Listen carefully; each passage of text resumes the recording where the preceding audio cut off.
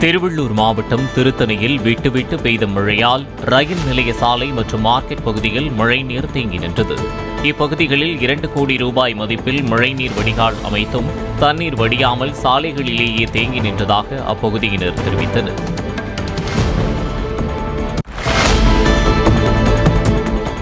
திருவள்ளூர் மாவட்டம் டிசி கண்டிகை பகுதிக்கு சர்வே எடுக்க சென்ற வேளாண்மை துறை அதிகாரி மற்றும் வேளாண் கல்லூரி மாணவர்களை தனியார் கல்குவாரி ஊழியர்கள் சிறைபிடித்ததாக போலீசில் புகார் அளிக்கப்பட்டுள்ளது. குவாரியை சர்வே செய்வதாக நினைத்து அவர்களின் ஐடி கார்டை கேட்டு கல்குவாரி ஊழியர்கள் தகராறு செய்தபோது தட்டி கேட்ட விவசாய சங்க நிர்வாகி ஒருவரும் தாக்கப்பட்டதாக கூறப்படுகிறது. இந்நிலையில் விவசாய சங்க பிரதிநிதி மீது கல்குவாரி நிர்வாகம் புகார் அளித்துள்ளது.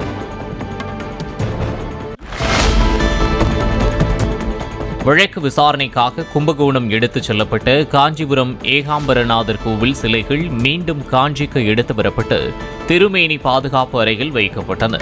அம்மன் மற்றும் சோமாஸ்கந்தர் சிலைகளை செய்ததில் முறைகேடு நடைபெற்றதாக வழக்கு பதிவு செய்த சிலை கடத்தல் தடுப்பு பிரிவு போலீசார் அந்த சிலைகளை கும்பகோணத்திற்கு எடுத்துச் சென்றனர். இந்த வழக்கின் விசாரணை காஞ்சிபுரத்திற்கு மாற்றப்பட்டதால் நீதிமன்றத்தில் ஒப்படைக்கப்பட்ட சிலைகளின் நீளம், உயரம், எடையை இந்து சமய அறநிலையத்துறையினர் சரிபார்த்தனர்.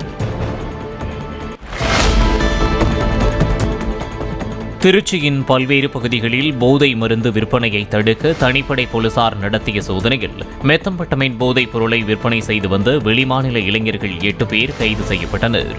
அவர்களிடமிருந்து 22 கிராம் மெத்தம்பட்டமைன், போதைப் பொருள் விற்பனை பணம் மற்றும் சொகுசு கார் உள்ளிட்டவைகளை பறிமுதல் செய்தனர்.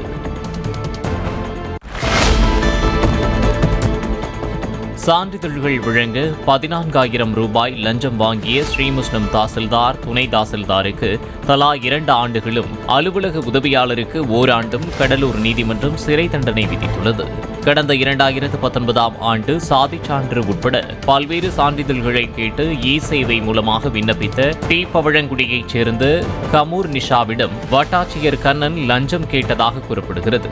கமூர் நிஷா அளித்த புகாரில் லஞ்சம் பெறும்போது வட்டாட்சியர் கண்ணன், துணை வட்டாட்சியர் அருள் பிரகாசம், அலுவலக ஊழியர் உத்திரவன்னியன் ஆகியோரை லஞ்ச ஒழிப்பு போலீசார் கைது செய்தனர்.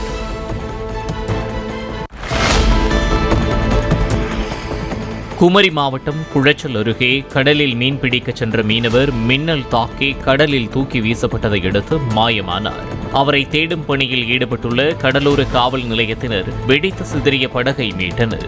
மாயமான மீனவர் ஆரோக்கிய ஜுடின் என்பவரை தேடும் பணி தீவிரமடைந்துள்ளது.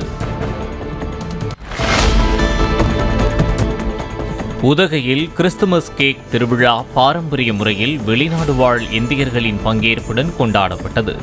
150 கிலோ எடை கொண்ட மெகா சைஸ் கேக் தயாரிப்பது பாரம்பரிய வழக்கமாக கடைபிடிக்கப்படுகிறது. அறுவடை காலத்தை குறிக்கின்ற வகையிலும் புத்தாண்டை வரவேற்கும் விதமாகவும் இங்கு பாரம்பரிய திருவிழா நடைபெறுவது வழக்கம். இன்னைக்கு பார்த்தீங்கன்னாக்கா கிறிஸ்மஸ் கேக் மிக்சிங் ஃபங்க்ஷன் வந்து வெறும் விமர்சையாக கொண்டாடிட்டு இருக்கோம். இது ஆக்சுவலாக வந்து பிரிட்டிஷர்ஸ் காலத்துலேருந்து தொடங்கினது. அவங்க ஹார்வெஸ்ட்டுக்கு அவங்களோட ட்ரை ஃப்ரூட்ஸ் எல்லாம் வந்து ஹார்வெஸ்ட் பண்ணுவாங்க. அதுக்கு முன்னாடி வந்து இது வந்து ஒரு ஃபெஸ்டிவலாக கொண்டாடுவாங்க. இந்த கேக் வந்து Christmas night 24th night 12 o'clock சர்ச்சுக்கெல்லாம் போயிட்டு வந்த பிறகு அந்த கேக் மேலே கொஞ்சம் பிராண்டியோ ரொம்ப ஊற்றி அதை பர்ன் பண்ணும்போது ஒரு ப்ளூ லைட் வரும். அந்த ப்ளூ லைட் ஜீசஸ் கிரைஸ்ட் பிறப்பை நம்ம வந்து ரிசம்பிள் பண்றதுக்கு the Christmas cake is a wonderful thing. கோவையில் ரகசிய தகவலின் அடிப்படையில் போலீசார் நடத்திய அதிரடி சோதனையில் 15 லட்சம் ரூபாய் மதிப்புடைய போதைப் பொருட்கள் சிக்கின. இது தொடர்பாக 5 பேரை போலீசார் கைது செய்துள்ளனர்.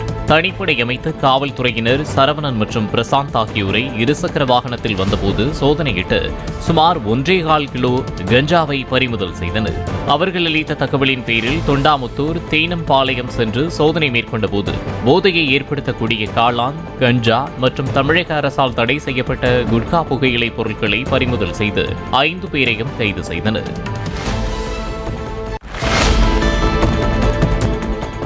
விழுப்புரம் நகர பகுதியில் இரவில் தெருவிளக்குகள் முறையாக எரிய வைக்கப்படுகிறதா என்பதை மாவட்ட ஆட்சியர் பழனி ஆய்வு செய்து கொண்டிருந்த போதே மின்தடை ஏற்பட்டது.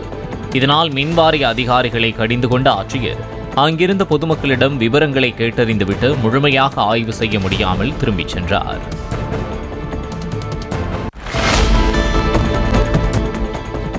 மாணவிகளுக்கு பாலியல் தொல்லை அளித்ததாக திருவண்ணாமலை VDS ஜெயின் பள்ளியின் ஆசிரியர்கள் 7 பேர் மீது வழக்கு பதிவு செய்யப்பட்டுள்ளது.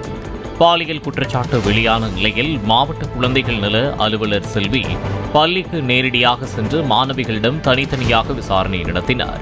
அதில் 7 ஆசிரியர்கள் பெயரை மாணவிகள் தெரிவித்ததால் அவர்கள் மீது அனைத்து மகளிர் காவல் நிலையத்தில் செல்வி புகார் அளித்தார். தூத்துக்குடி மாவட்டம் விளாத்திக்குளம் அருகே தனது அக்கா மகளின் மஞ்சள் நீராட்டு விழாவிற்கு அவரது தாய் மாமன்கள் 5 பேர் 350க்கும் மேற்பட்ட தட்டுகளில் மேலதாளங்கள் முழங்க கண்டெய்னர் லாரியில் சீர்வரிசை கொண்டு சென்றனர். நாட்டில் 50 லட்சம் சிறப்பு குழந்தைகள் உள்ள நிலையில் அவர்கள் பற்றி அரசுக்கும் சமூகத்திற்கும் போதிய விழிப்புணர்வு இல்லை என்று தமிழக ஆளுநர் RN ரவி கூறியுள்ளார். சிறப்பு குழந்தைகளுடன் சென்னை கிண்டி ஆளுநர் மாளிகையில் கலந்துரையாடிய அவர் தாயார்தான் தமது முன்னுதாரணம் என்றார். மற்றொரு கேள்விக்கு பதிலளித்த அவர் மாநில ஆளுநராக படிப்பில் கவனம் செலுத்தி முறையான திட்டமிடுதலும் பயிற்சியும் இருந்தால் போதும் என்றார். திருநெல்வேலி ராமையன்பட்டி அருகே சிவாஜி நகர் பஸ் நிறுத்தத்தில் நின்று கொண்டிருந்த அரசு பேருந்தின் முன்பக்கமாக இருந்து இருசக்கர வாகனத்தில் கவனக்குறைவாக சாலையை கடக்க முயன்ற கல்லூரி மாணவி தனியார் பேருந்து மோதி உயிரிழந்தார். ஹெல்மெட் அணியாமல் சென்ற அந்த கல்லூரி மாணவி தனது தங்கையை பேருந்தில் ஏற்றிவிட்டு சாலையின் இருபுறமும் வாகனம் வருகிறதா என்பதை கவனிக்காமல் திடீர் என சாலையின் மறுபுறம் செல்ல முயன்று விபத்தில் சிக்கிய காட்சிகள் தனியார் பேருந்தின் CCTVயில் பதிவாகியுள்ளன.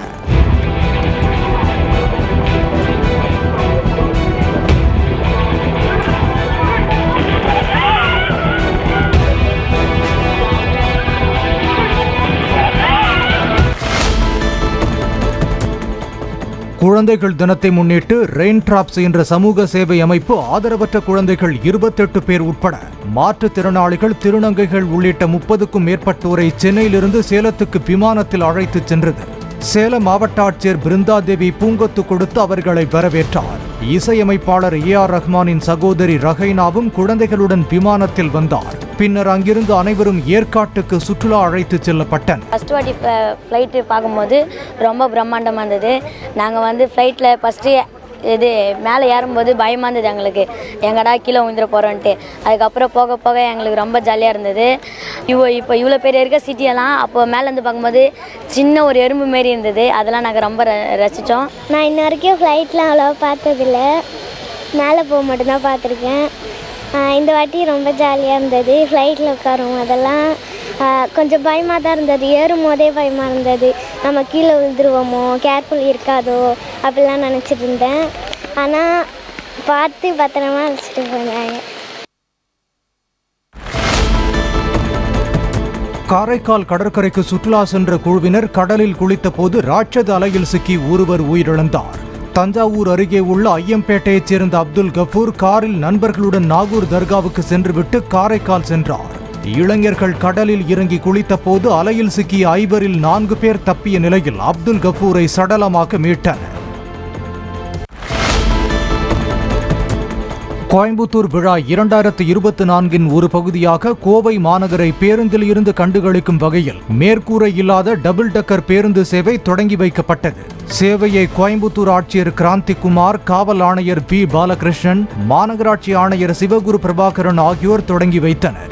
மழைக்கு மத்தியில் தனது பயணத்தை தொடங்கிய டபுள் டக்கர் பேருந்தில் நின்று கொண்டு பயணித்தவர்கள் கோவை காந்திபுரம் GP சிக்னல் ஈரடுக்கு பாலத்திற்கு கீழே செல்லும் போது தலை தட்டுவது போல் இருந்ததால் அனைவரும் அமர்ந்து கொண்டனர்.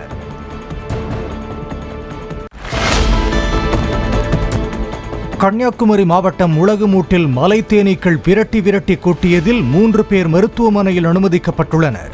இதில் ரப்பர் பால் வடிக்கும் தொழிலாளியான ஆலிவர் ஆசாரிப்பள்ளம் மருத்துவக் கல்லூரி மருத்துவமனை அவசர சிகிச்சை பிரிவில் அனுமதிக்கப்பட்ட நிலையில் அவரை தேனீக்கள் விரட்டி தாக்கிய CCTV காட்சி பதிவுகளும் வெளியாகியுள்ளன. கடந்த செப்டம்பர் வரை சைபர் மோசடியால் 1500 கோடி ரூபாய் வரை மக்கள் பணம் பறிபோகியுள்ளதாக முன்னாள் DGP சைலேந்திர பாபு கூறியுள்ளார். விருதுநகரில் மாவட்ட நிர்வாகம் சார்பில் நடைபெற்ற திரை தவிர் என்ற கருத்தரங்கில் பேசிய அவர் செல்போன் பார்ப்பதை குறைத்தாலே தகவல் திருட்டில் இருந்து தப்பிக்கலாம் என்றார். நிறைய கலைகள் பிள்ளைகள் கற்றுக்கொள்ள வேண்டியிருக்கு. அந்த மாதிரி கற்றுக்கொள்வதற்கான நேரம் வேண்டும்.